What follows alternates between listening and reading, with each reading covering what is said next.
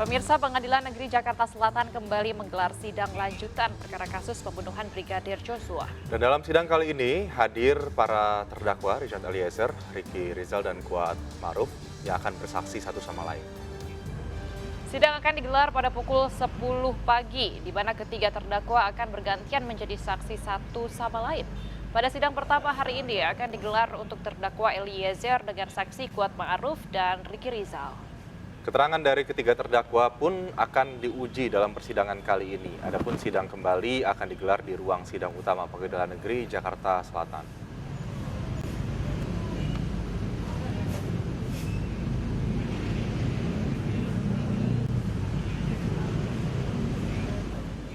Ya pemirsa, untuk mengetahui update terkini terkait lanjutan sidang pembunuhan Brigadir Joshua, kita telah bergabung bersama Nadia Valery dari PN Jakarta Selatan.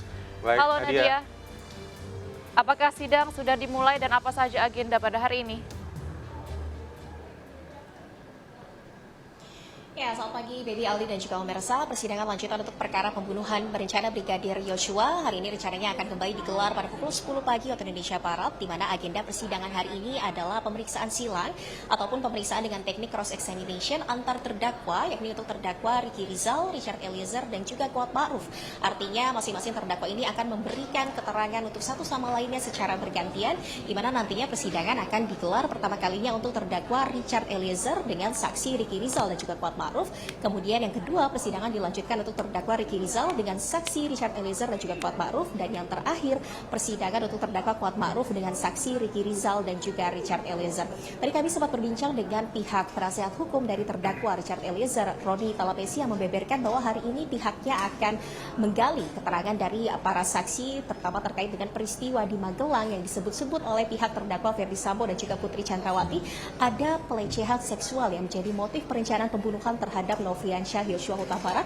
Dan yang kedua juga terkait dengan barang bukti CCTV yang kemarin diputarkan di ruang sidang, di mana CCTV ini memperlihatkan bahwa Ferdy Sambo pada saat tiba di rumah dinasnya sekitar pukul 17.10 waktu Indonesia Barat pada Jumat 8 Juli 2022 lalu ini tidak mengenakan sarung tangan hitam sebagaimana yang tertera dalam surat dakwaan. Tentunya barang bukti CCTV ini merupakan bukti krusial karena ini juga menentukan sejauh mana perencanaan pembunuhan Nofriansyah Yosua Huta Barat. Dan terkait dengan peristiwa di Magelang, ini juga menarik untuk mendengarkan keterangan dari para saksi, mengingat masing-masing terdakwa Ricky Rizal, Richard Eliezer, dan juga Kuat Ma'ruf diketahui juga berada di rumah Ferdy Sambo dan juga Putri Chandrawati di Magelang beberapa hari sebelum peristiwa pembunuhan Nofriansyah Yosua Huta Barat. Artinya mereka juga, jika memang benar ada terjadi kejadian pelecehan seksual, mereka juga diduga mengetahui terkait dengan peristiwa tersebut. Ya, Baby Aldi. Oke, jadi nampaknya ini para terdakwa sudah hadir di ruang sidang ya. Kalau misalnya berdasarkan tadi sebelum mereka masuk ke dalam ruang sidang, apakah ada keterangan diberikan oleh terdakwa atau paling tidak kuasa hukumnya begitu kepada awak media? Ya, betul sekali, Aldi, Baby, dan juga pemirsa. Memang para terdakwa saat ini sudah mulai memasuki ruang sidang utama Profesor Umar Seno Aji di Pengadilan Negeri Jakarta Selatan menjelang dimulainya persidangan lanjutan pada hari ini. Dan tadi memang sedikit ada keterangan dari tim penasehat hukum dari terdakwa Richard Eliezer, Roni Talapesi, terkait dengan poin-poin apa saja yang ingin digali oleh tim penasehat hukum pada persidangan hari ini. Dan tadi Roni Talapesi menyatakan bahwa yang akan digali adalah terkait dengan barang bukti CCTV, di mana barang bukti CCTV ini pada persidangan sebelumnya diputarkan oleh majelis hakim yang memperlihatkan detik-detik pada saat Ferdy Sambo tiba di rumah dinasnya di Komplek Polri Duren 3 nomor 46 sekitar pukul 17.10 waktu Indonesia Barat. Dalam rekaman CCTV dengan durasi sekitar 40 detik tersebut terlihat bahwa Ferdy Sambo pada saat tiba di kediamannya didampingi oleh ajudannya Brigadir Azan Romer, dan pada saat turun dari mobil Ferdy Sambo tidak mengenakan sarung tangan hitam sebagaimana yang tertera dalam surat dakwaan.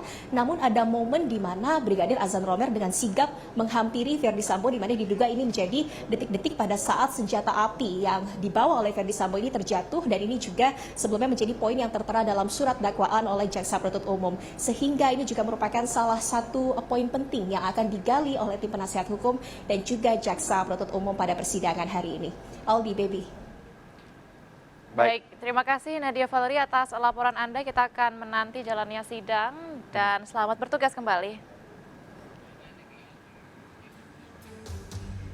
Ya, baik pemirsa, kita ke informasi berikutnya. Sementara itu dugaan suap tambang ilegal di Kalimantan Timur ini yang menyeret Kabarreskrim Polri terus bergulir. Tapi sebelumnya kita akan simak terlebih dahulu ya, ini bagaimana jalannya sidang tadi terhadap 3 terdakwa, ada Richard Eliezer, kemudian Kuat Ma'ruf dan juga Ricky Rizal ya di Pengadilan Negeri Jakarta Selatan yang tadi kita sudah sama-sama lihat bahwa terdakwa ini sudah mulai memasuki ruang sidang.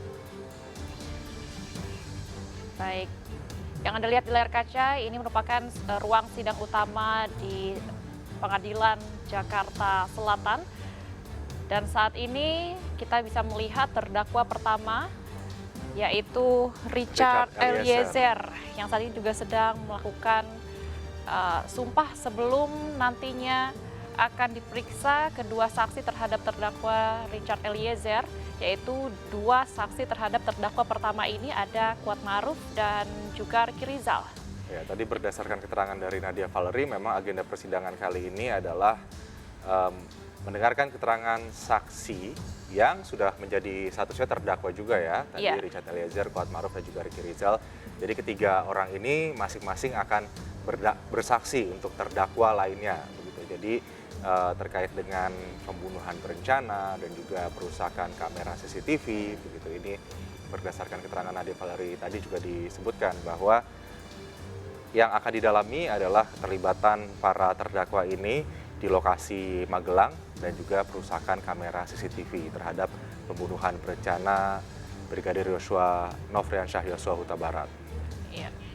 Seperti kita lihat pengacara atau kuasa hukum dari terdakwa Richard Eliezer, Roni Talapesi juga tadi mengatakan bahwa akan ada pengungkapan atau akan fokus kepada CCTV utama terutama yang sudah diamankan oleh pihak kepolisian dan juga jaksa penuntut umum, dan nantinya akan dilihat apa alasannya dan juga motif mengapa Richard Eliezer, Ricky Rizal dan Kuat Ma'ruf ini juga sempat tinggal cukup lama di rumah Magelang Ibu Putri dan juga Verdi Sambo.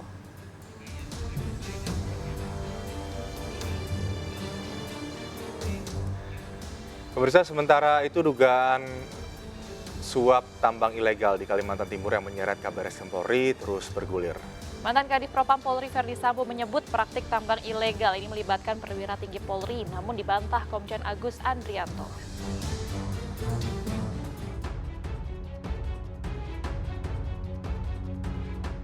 Mantan Karopaminal Propam Polri Hendra Kurniawan mengkonfirmasi soal laporan terkait dugaan Kabarreskrim Polri Komjen Agus Andrianto yang diduga terlibat kasus gratifikasi tambang ilegal di Kalimantan Timur.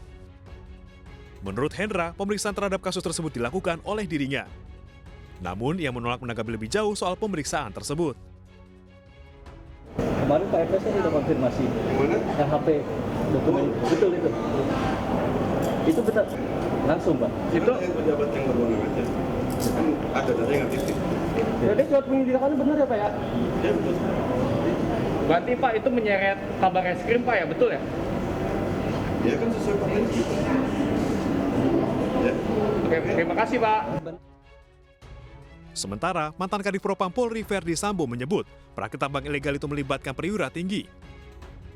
Ia pun mengaku sudah menindaklanjuti soal laporan keterlibatan tersebut. Namun Sambo menyatakan tugas dari Propam sudah selesai saat laporan hasil pemeriksaan diberikan kepada pimpinan Polri. Laporan resmi kan sudah saya sampaikan ke pimpinan secara resmi ya, sehingga artinya proses di Propam sudah selesai, karena itu melibatkan perwira tinggi. Nah selanjutnya kalau misalnya akan ditindaklanjuti, silakan tanyakan ke pejabat berwenang, atau kalau enggak, ya kasih instansi lain untuk melakukan penyelidikan, kan gitu. Pak, Ismail sama Kabarreskrim sempat diperiksa Pak? Iya sempat. Pak, tapi kan Ismail Bolong nggak diproses tuh Pak, itu bagaimana Pak? Kenapa dilepas? Kata Kabarreskrim dilepas Pak? Bapak siap diperiksa? Laporan resmi kan sudah saya buat. Intinya kan begitu. Jadi bukan tidak ditindaklanjuti. Namun di sisi lain, Kabarreskrim Polri Komjen Agus Andrianto membantah dirinya terlibat dalam suap tambang ilegal di Kalimantan Timur. Menurut Agus, keterangan tidak cukup untuk membuktikan dirinya terlibat atau tidak. Kabarreskrim justru menduga tudingan terhadap dirinya untuk pengalihan isu kasus Verdi Sambo yang saat ini menyita perhatian publik. Dugaan gratifikasi tambang ilegal ini muncul dari pernyataan Ismail Bolong yang merupakan personil Polri di Samarinda. Dalam pengakuannya, Ismail Bolong menyetor sejumlah uang hasil kegiatan tambang ilegal kepada Kabareskrim Polri Komjen Agus Andrianto. Namun setelah pernyataannya viral dan menjadi pergunjingan, Aibtu Ismail Bolong meminta maaf dan mencabut pernyataannya soal isu setoran uang tersebut.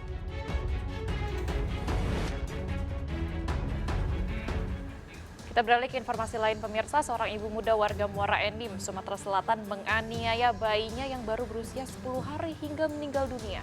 Ya, pelaku ini juga depresi karena kondisi ekonomi serta ditinggal suami jelang persalinannya.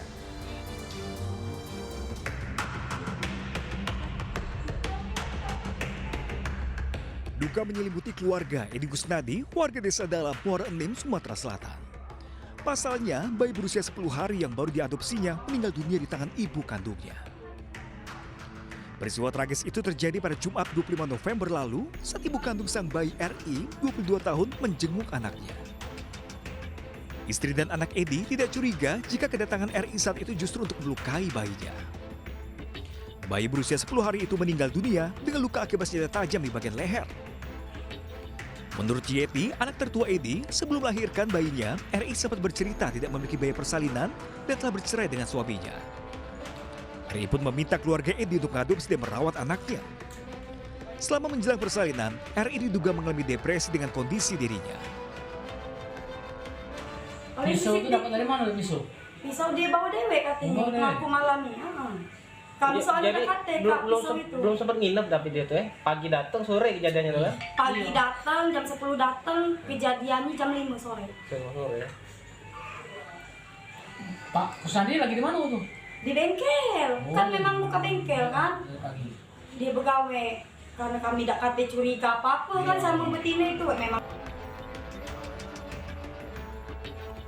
Satreskrim Polres Muara Enim, AKP Tony Saputra saat dikonfirmasi via telepon membenarkan peristiwa tersebut dan menahan pelaku untuk dimintai keterangan. Polisi juga memeriksa psikologis RI untuk menunjang jalannya penyidikan. Pemirsa, sakit hati karena istrinya digoda. Seorang pria di kota Jambi nekat membunuh tetangganya sendiri. Dan pelaku langsung mengajak istri dan anaknya kabur dan baru tertangkap setelah 1 bulan buron.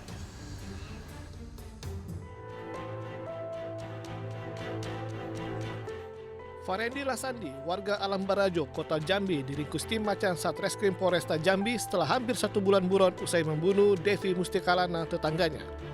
Ia nekat membunuh tetangganya yang diketahui seorang duda tersebut lantaran menggoda istrinya saat dirinya tidak di rumah.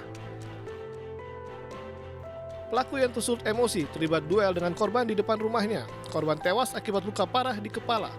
Pelaku kemudian kabur dengan mengajak anak dan istrinya sebelum akhirnya tertangkap saat bersembunyi di Desa Karangringin, Kabupaten Musi Banyuasin, Sumatera Selatan. Duel dengan korban, saya tersungkur di sebuah batu patok. Selalu batu patok itu saya ambil, saya pukul di kepala korban. Si korban mengganggu istri saya dengan memegang tubuh istri saya. Itu kejadiannya dalam rumah atau di luar?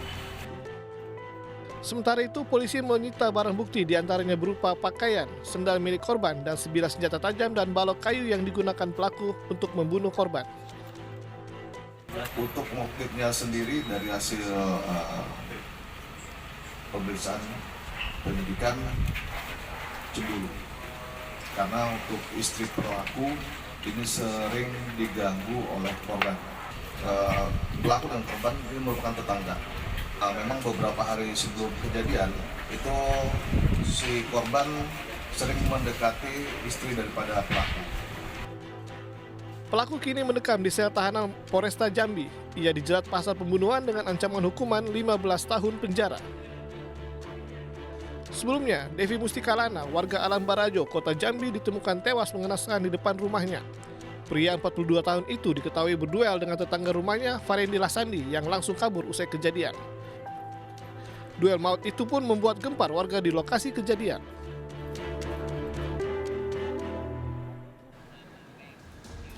Seorang ayah histeris setelah anak perempuannya yang berusia 13 tahun tewas tertabrak truk di Jalan Raya Tiga Raksa, Kabupaten Tangerang. Informasi selengkapnya akan kami hadirkan usai jeda, tetaplah di Lapor Polisi.